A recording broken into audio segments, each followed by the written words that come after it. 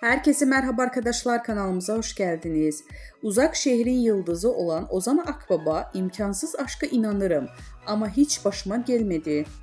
Kanal D'nin sevilen dizisi Uzak Şehrin Yıldızı Ozan Akbaba bir yandan Bak Postacı Geliyor filminin beyaz perdede boy gösteriyor. Ünlü oyuncu hem Uzak Şehir macerası hem de yeni filmi ile ilgili çok özel açıklamalar yaptı.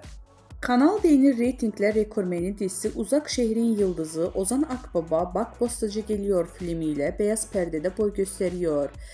Yönetmeni Yüksel Aksu'nun babasının Osman Aksu'nun hayatını anlattığı filminde başarılı oyuncu Akbaba ile projeyi konuştuk.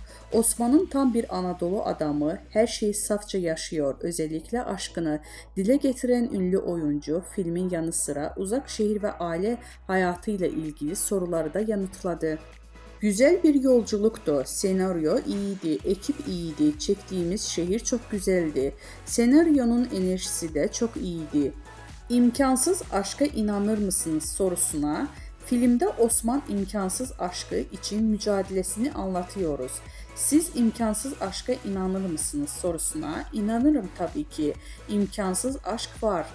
Sizin başınıza geldi mi sorusuna, benim başıma gelmedi ama bir takım çıkarımlarda bulunuyor insan. Çünkü dünya üzerinde bir sürü imkansız aşk hikayesi var. Hatta bazıları çok destani ya da çok masalı. Onlarla yola çıkmak, evet, imkansız aşk var ama aşk güzel yapan şey zaten tek kişinin yaşıyor olması.